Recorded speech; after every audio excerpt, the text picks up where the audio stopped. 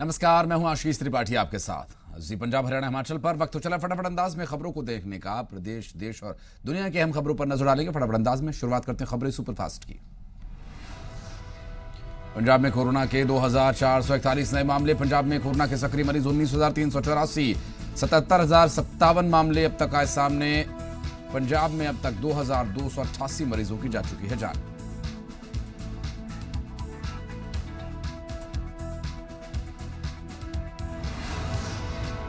चंडीगढ़ में कोरोना के 250 नए मामले आए सामने। कोरोना में सक्रिय मरीज 2,586। चंडीगढ़ के मरीजों की संख्या कुल 7,542। 4,864 हो चुके हैं ठीक। 79 लोगों की जा चुकी है जान। नीट परीक्षा के लिए स्पेशल ट्रेन चलाने की मंजूरी। 13 सितंबर तक भिवानी से बठिंडा के बीच चलेगी स्पेशल ट्रेन। हजारों छात्रों को मिलेगा लाभ। हरियाणा में कोरोना के 2,783 नए मामले आए सामने। हरियाणा में कोरोना के सक्रिय मरीज 19,446। 91,115 मामले अब तक सामने आ चुके हैं। 70,713 मरीज हो चुके हैं ठीक।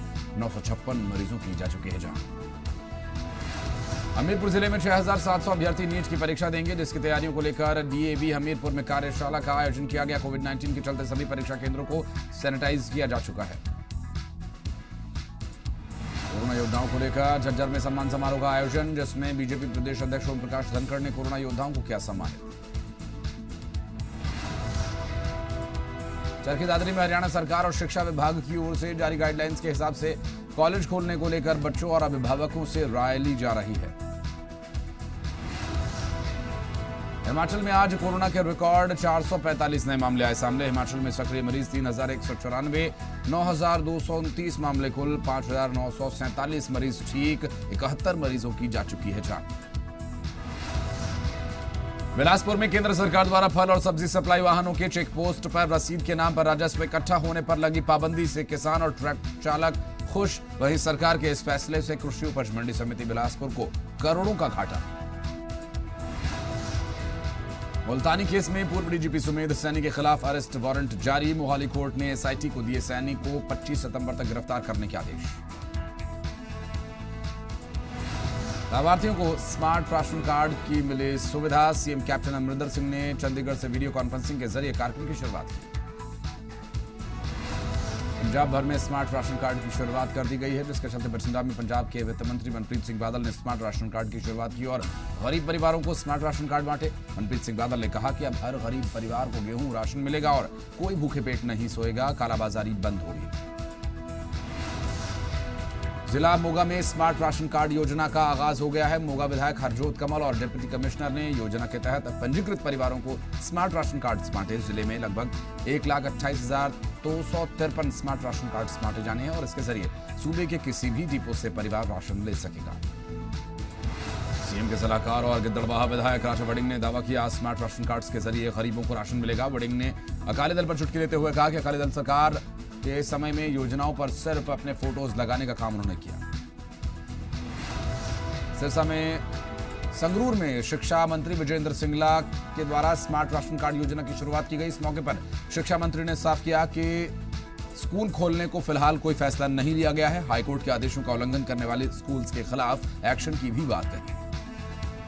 जलंधर के सांसद संतोष चौधरी स्मार्ट राशन कार्ड जारी करते हुए उम्मीद जताई कि राशनिंग सिस्टम से गरीबों को बांटे जाने वाले राशन मामले में धोखाधड़ी नहीं होगी और इस स्मार्ट कार्ड के जरिए आधार कार्ड डेटा का इस्तेमाल हो सकता है। होशियारपुर में कैबिनेट मंत्री सुंदर श्याम अरोड़ा ने स्मार्ट राशन कार्ड योजना की शुरुआत की। इस योजना का फायदा 1,97,771 लोगों को मिलेगा। बरनाला के डिप्टी कमिश्नर ने 65,964 जरूरतमंद परिवारों को स्मार्ट कार्ड बांटे, जिसका 2,44,498 लोगों को लाभ मिलेगा। मानसा में कैबिनेट मंत्री गुरप्रीत सिंह कांगड़ ने स्मार्ट राशन कार्ड स्कीम की शुरुआत की, जिन्होंने बताया कि जिले भर में 1 लाख से ज्यादा परिवार और 4 लाख से ज्यादा लाभपात्री इस योजना का फायदा लेंगे। फरीदकोट में smart ration card scheme launch की गई। करीब 85,000 कार्ड बांटे जाएंगे, जिससे करीब 3 लाख लाभार्थियों को सरकारी योजना का लाभ मिलेगा। एक कार्ड 5 लाख रुपए का सेहत बीमा भी कवर करता है। पंजाब के उद्योग मंत्री सुंदर श्याम अरोड़ा का दावा, सरकार कोरोना की रोकथाम करने को लेकर गंभीर ऑक्सीमीटर्स के बहाने आम आदमी पार्टी पर सियासत करने का लगाया आरोप। जी मीडिया से खास बातचीत में पंजाब के नए प्रभारी हरीश रावत ने कहा, नई जिम्मेदारी को बखूबी निभाने की करूंगा कोशिश, कांग्रेस को एकजुट रखना प्राथमिकता। जी पंजाब हरियाणा हिमाचल की खबर का हुआ बड़ा असर। मोगा प्रशासन ने बीमार बुजुर्ग की दयनीय हालत का लिया संज्ञान, जमीन से उठाकर बिस्तर पर लिटाया, जख्म पर की मरहम पट्टी। ऑल इंडिया कांग्रेस कमेटी में बड़े बदलाव के बाद विवेक बंसल को हरियाणा कांग्रेस का प्रभारी पद दिया गया। हरियाणा में कांग्रेस की गुटबाजी को लेकर विवेक बंसल ने कहा, गुटबाजी हर मजबूत पार्टी में होती है, यह सुनिश्चित करना होगा कि गुटबाजी पार्टी को चोट न पहुंचाए। ऑल इंडिया कांग्रेस कमेटी में हुए फेरबदल को लेकर बीजेपी के अध्यक्ष ओम प्रकाश धनखड़ ने दी प्रतिक्रिया। नेता विपक्ष भूपेंद्र सिंह हुड्डा पर ली जमकर चुटकी। धनखड़ ने कहा कि पूर्व सीएम भूपेंद्र सिंह हुड्डा का कद कमजोर हुआ है। धनखड़ सोनीपत में 4 जिलों के कार्यकर्ताओं की बैठक लेने के लिए पहुंचे थे। रोहतक में सामाजिक न्याय एवं अधिकारिता मंत्री ओम प्रकाश यादव ने बयान दिया, बड़ौदा विधानसभा में अब तक वो नहीं हुआ जो अब होगा। कैबिनेट मंत्री ने कहा कि ऑनलाइन सिस्टम किए जाने से घोटाला नहीं रुकता, बल्कि सारा मामला काम करने वाले की नीयत पर निर्भर करता है। बॉलीवुड एक्ट्रेस कंगना रनौत के समर्थन में बीजेपी महिला मोर्चा शिमला में हस्ताक्षर अभियान की शुरुआत हुई। राष्ट्रपति से महाराष्ट्र सरकार को बर्खास्त किए जाने की मांग।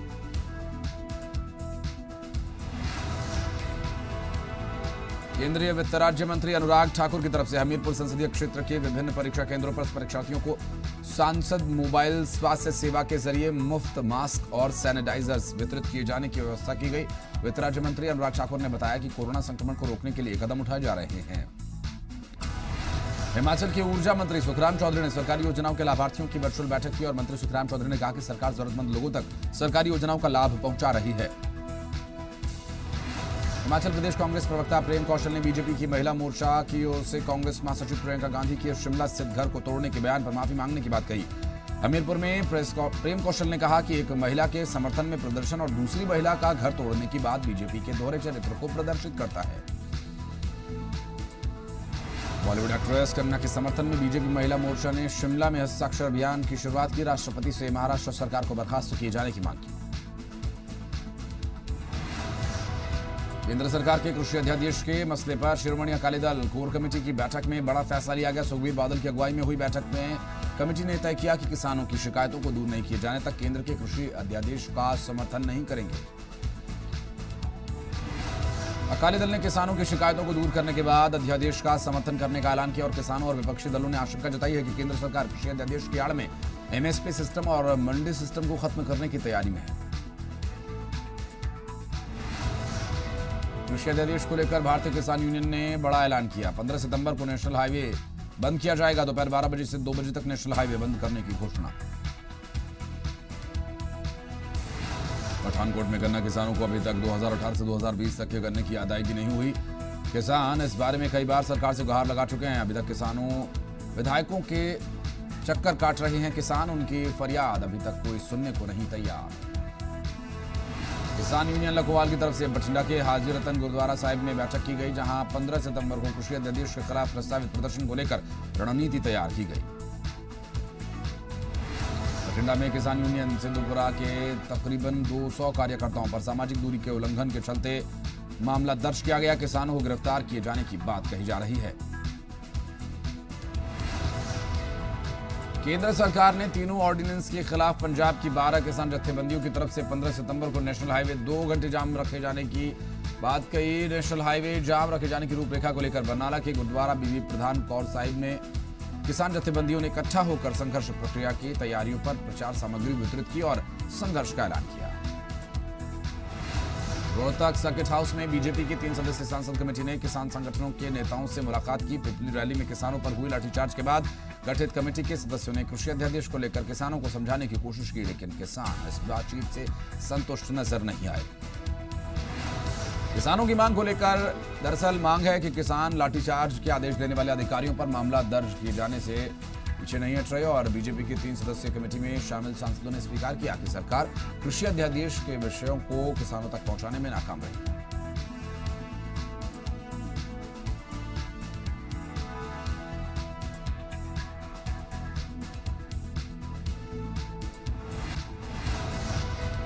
रोहतक के बाद कृषि अध्यादेशों को लेकर बनाई गई 3 बीजेपी सांसदों की कमेटी करनाल पहुंची। किसानों के साथ 3 कृषि अध्यादेशों समेत कई मुद्दों पर हुई चर्चा। कृषि अध्यादेश के खिलाफ कुरुक्षेत्र के पिपली में हुए किसान आंदोलन में हिस्सा लेने वाले करीब 300 किसानों के खिलाफ पुलिस ने केस दर्ज कर लिया। भारतीय किसान यूनियन के प्रदेश अध्यक्ष के खिलाफ गुरनाम सिंह चंडूनी के खिलाफ भी केस दर्ज किया गया। इसमें थानेसर सदर और शाहाबाद थाना में किसानों के खिलाफ हत्या के प्रयास, सरकारी आदेशों का उल्लंघन और आपदा प्रबंधन अधिनियम का उल्लंघन करने के आरोप में केस दर्ज किया गया। हरियाणा सरकार के आगामी 25 सितंबर तक अनाज मंडियों में बाजरे की खरीद शुरू कर सकती है, जिसके लिए प्रशासन की तैयारियां शुरू हो चुकी हैं। सिरसा में खराब हुई फसलों के मुआवजे की मांग को लेकर छठे दिन भी किसानों का धरना लघु सचिवालय पर जारी रहा। किसानों ने पिपली में हुए लाठीचार्ज के लिए सरकार को दोषी बताया। बर्खास्त पीटीआई टीचर अपनी नौकरी की बहाली की मांग को लेकर पिछले 88 दिनों से लगातार लघु सचिवालय के बाहर धरने पर बैठे हुए प्रदर्शनकारियों ने सरकार के खिलाफ जमकर नारेबाजी की। सिरसा में आशा वर्कर यूनियंस ने सदस्यों ने अपने मांगों को लेकर प्रदर्शन करते हुए हरियाणा सरकार के खिलाफ जमकर नारेबाजी की। 17 सितंबर को आशा वर्कर्स यूनियन की राज्य स्तरीय मीटिंग होगी। अबोहर में इंडो पाक बॉर्डर पर बीएसएफ को मिली बड़ी कामयाबी। बीएसएफ ने देश विरोधी तत्वों के साजिश को किया नाकाम। 3 AK-47, 6 मैगजीन, 91 RDS, 4 मैगजीन के साथ 2 M16 rifle, 57 RDS, 2 pistol, 4 magazine और 20 RDS बरामद। मानसा के गांव बनावाली में स्थापित तलवंडी साबो थर्मल प्लांट में एक मजदूर की मशीन में फंसने से मौत। मजदूर इसके लिए थर्मल पावर प्लांट प्रबंधन की लापरवाही को जिम्मेदार ठहराए। लगातार दूसरे दिन मजदूर परिवार को मुआवजे दिए जाने की मांग को लेकर धरना। अमृतसर पुलिस ने 4 लोगों को गिरफ्तार करके उनसे चोरी के मोबाइल और तेजधार हथियार बरामद किए। चारों युवक रात के वक्त शहर के अलग अलग हिस्सों में लूट की वारदात को अंजाम देते थे। ज्यादातर लूट की वारदातें गोल्डन टेम्पल और रेलवे स्टेशन के आसपास को अंजाम दी गई। पानीपत शहर में रोजगार की तलाश में पहुंचे 23 साल के युवक पर 2 युवकों ने जानलेवा हमला किया। तेजधार हथियार से उसके दाहिने हाथ काटकर अपने साथ ले गए। युवक के भाई ने बताया कि लॉकडाउन में सैलून की दुकान बंद होने के चलते भाई रोजगार की तलाश में पानीपत पहुंचा था, जहां किशनपुर पुलिस चौकी में इलाके में पार्क में किसी बात को लेकर युवकों के साथ कहासुनी हो गई।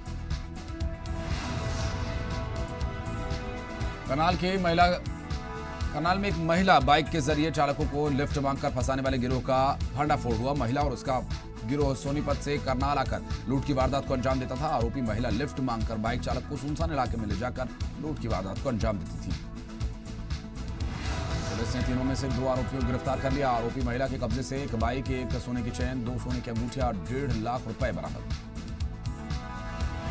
भिवानी में सब्जी मंडी व्यापारी साइबर ठगी का हुआ शिकार। व्यापारी के खेत से 5 लाख रुपए खाते से निकाले गए। पराली जलाने से रोकने के लिए राज्य सरकार ने सिरसा के 25 गांव रेड जोन, 51 गांव ऑरेंज जोन में शामिल किए। रेड जोन में वो गांव हैं जहां पर 5 या इससे अधिक बार पराली जलाए जाने के मामले सामने आए और ऑरेंज जोन में 2 या इससे अधिक बार मामले सामने आने वाले गांव। अधिकारियों की बैठक में उपायुक्त ने साफ कहा कि किसानों को कृषि उपकरण उपलब्ध करवाने के लिए सामुदायिक सहायता केंद्र बनाए गए हैं, जहां पर पराली की गांठों को बनाने संबंधी मशीनें उपलब्ध होंगी।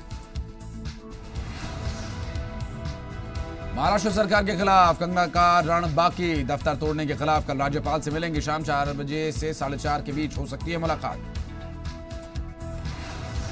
रिया के एनसीबी को दिए गए बयान में नया खुलासा। सूत्रों के मुताबिक रिया और सारा एक ही व्यक्ति से खरीदी थी ड्रग्स पैडलर केजे, लेकिन पूरे खुलासे पर बॉलीवुड मौन। ड्रग्स मामले में जेल में बंद रिया चक्रवर्ती ने एनसीबी को ड्रग्स से जुड़े बॉलीवुड के 25 नाम बताए। इनमें से 5 नामों का खुलासा हुआ। रिया चक्रवर्ती ने एनसीबी के सामने सारा अली का नाम दिया। सुशांत केस में बिहार वर्सेस महाराष्ट्र के बाद अब महाराष्ट्र वर्सेस बंगाल। रिया के समर्थन में कोलकाता में कांग्रेस की रैली। कहा, बंगाल की लड़की को जबरन किया जा रहा परेशान। अरुणाचल में 5 लापता भारतीयों को छोड़ने के बाद चीन की बेहुदा चाल। भारत के हवाले करने के बाद ग्लोबल टाइम्स ने कहा 5 जासूस थे, गलती से नहीं इरादे से घुसे थे। जम्मू कश्मीर के पुंछ में पुलिस और एसओजी जम्मू ने बालाकोट सेक्टर में आतंकी ठिकानों को ध्वस्त करते हुए भारी मात्रा में हथियार और गोला बारूद बरामद किया। मौके से 3 Chinese pistol, 6 magazines, 70 round, 1 wireless set, 1 IED, 2 flags बरामद करते हुए 2 लोगों को भी गिरफ्तार किया। केंद्र शासित प्रदेश बनने के बाद से जम्मू कश्मीर के युवाओं में सेना में भर्ती होने का क्रेज। सेना के अधिकारियों का कहना कि सेना की भर्ती में शामिल होने वाले युवाओं की संख्या तेजी से बढ़ी।